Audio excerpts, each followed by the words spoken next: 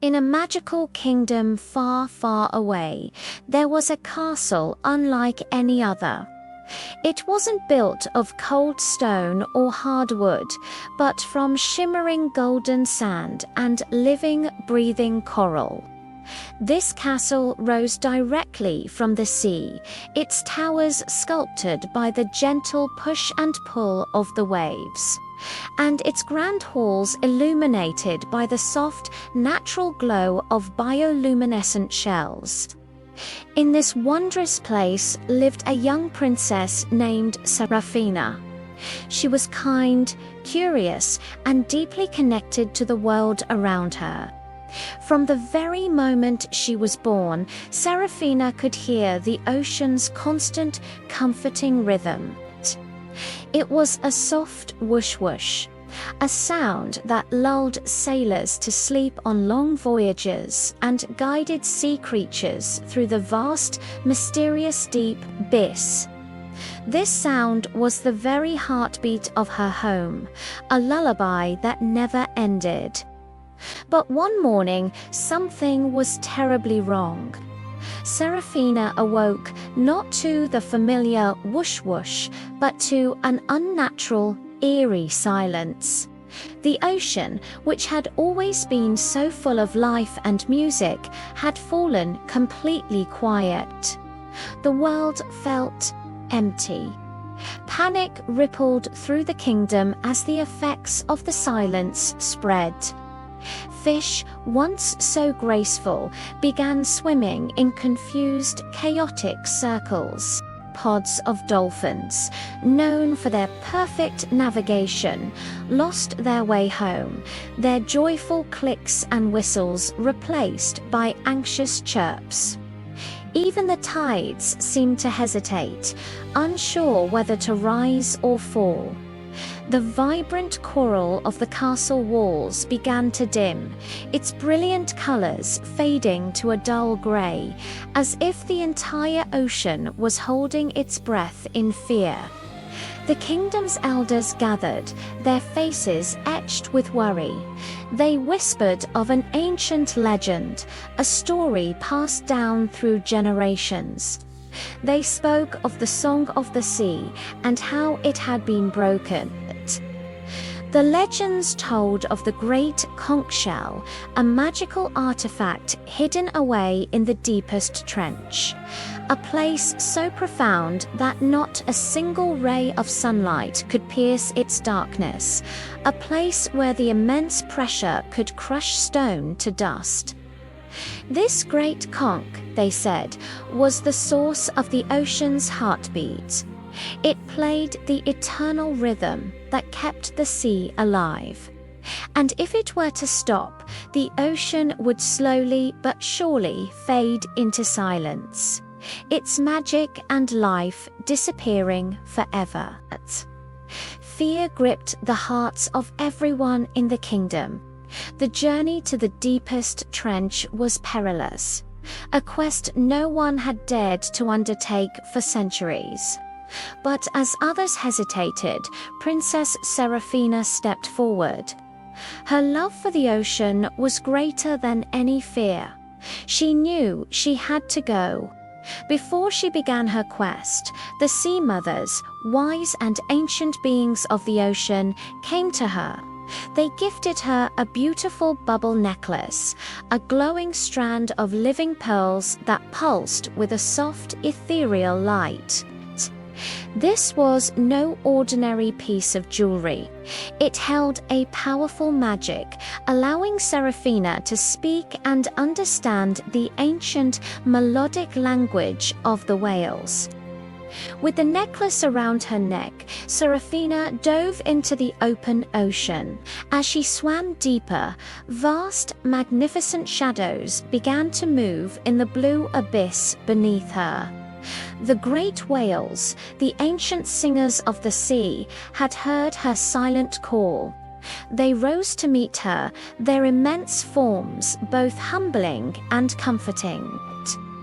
They became her guides, their powerful bodies shielding her from fierce storms, their songs older than time itself, filling the water with courage and history. But the path to the deepest trench was not a straight one. It was guarded by challenges and mysteries. Her first major obstacle was the spiral reef, a dizzying maze of coral that twisted and turned like a giant corkscrew, and at its entrance stood a formidable guardian, Octavius, a grumpy but brilliant octopus. His body was covered in old scars, each one a testament to a battle fought or a lesson learned. His 8 arms were crossed, and his large, intelligent eyes watched Seraphina with skepticism. Octavius guarded the passage downward, and he believed that only a true friend of the sea deserved to pass. He wouldn't be swayed by titles or pleas, so he decided to test the princess with riddles. But these were not riddles of cleverness alone. They were riddles of the heart of compassion. "Tell me, princess," he rumbled, his voice like stones shifting on the sea floor. "What belongs to the sea, but is never owned by anyone?" Seraphina thought for a moment. She could have said the water or the fish, but she sensed a deeper meaning. "Balance," she answered softly. "We are all part of its balance, not its owners." Octavius's eyes seemed to soften just a little. He posed his second riddle. "And what grows when it is shared, but dies when it is hoarded?" Again, Seraphina looked past the obvious answers. She thought of the stories the whales had sung to her, of the way life in the ocean was interconnected. "Kindness," she replied, her voice clear and true, "to knowledge. They only have value when they are given freely." Octavius remained silent for a long moment, studying her. He had seen many who sought power over the ocean, who wanted to take its treasures for themselves. But this princess was different. She spoke not with the pride of a ruler, but with the gentle understanding of a listener. She didn't want to command the sea, she wanted to help it. Satisfied, Octavius uncoiled his powerful arms. With a great, sweeping gesture, he revealed a hidden current, a swirling, downward-flowing river within the ocean itself. This was the secret path to the trench. "Go, then, listener," he said, a newfound respect in his voice. "The deep awaits you." Seraphina thanked him and allowed the current to carry her downward, deeper and deeper into the abyss. The water grew colder, and the familiar blue faded into an inky, profound black. The pressure increased, and she could feel the weight of the entire ocean above her. But she was not afraid. All around her, strange and beautiful creatures drifted like living stars in the endless night. Bioluminescent jellyfish pulsed with gentle light, and alien-looking fish with glowing lures danced in the dark. It was a hidden, magical galaxy. At last, in the deepest, darkest part of the trench, she found it, the great conch shell. It was enormous, larger than a royal carriage. Its surface once pearlescent and smooth, but now it was cracked and silent. Its beautiful glow was gone. It was entangled in thick, dark seaweeds, not ordinary weeds, but weeds of neglect, indifference, and forgotten care. And in that moment, Seraphina understood the devastating truth that The ocean's song hadn't faded because of some monster or a villain's attack. It had faded simply because the world above had stopped listening. People had become too busy, too distracted. They had forgotten to show gratitude, to care for the waters that gave them so much. The neglect had finally broken the ocean's heart. Tears welled in her eyes, but she knew that sorrow alone would not fix this.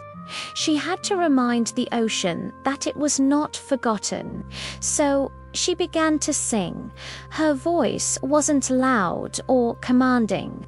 It was a gentle, quiet, melodious song of remembrance for all the beauty the sea had given. A song of gratitude for its life and its music, and a song of promise to always listen, to always care. As her song filled the silent darkness, a deep, resonant hum answered her. The great whales, miles above in the sunlit waters, had heard her. They echoed her melody, their powerful voices traveling down through the depths, a chorus of hope. The currents around the great conch began to stir, swirling with renewed energy. Slowly, a soft light began to emanate from the shell. The dark weeds of neglect shriveled and fell away. The crack on its surface began to mend, sealing itself with a pearly glow, and then it happened. A deep, resonant pulse boomed from the conch, a sound so profound it was felt more than heard. Whoosh whoosh. The heartbeat was back. The pulse traveled outward through every current, every wave and every tide, until the entire ocean breathed again. When Princess Seraphina returned to her kingdom of sand and coral, she was greeted by a symphony of sound. The whoosh whoosh was stronger and more joyful than ever before. The sea was alive with the clicks of dolphins, the songs of whales, and the gentle rustle of the tides. The fish danced in perfect harmony.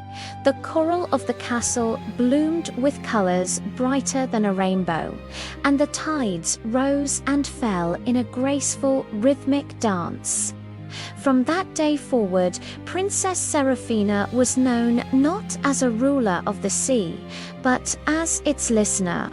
She was the guardian who taught her people that the ocean's greatest magic was not in power or control, but in listening, in gratitude, and in care. And even now, if you go to the shore on a quiet night and listen very, very closely, you can still hear the ocean. And in its eternal, comforting whoosh whoosh, you just might hear it singing her name. Thank you for watching. If you enjoyed this story, don't forget to like, share, and subscribe for more magical adventures. See you next time.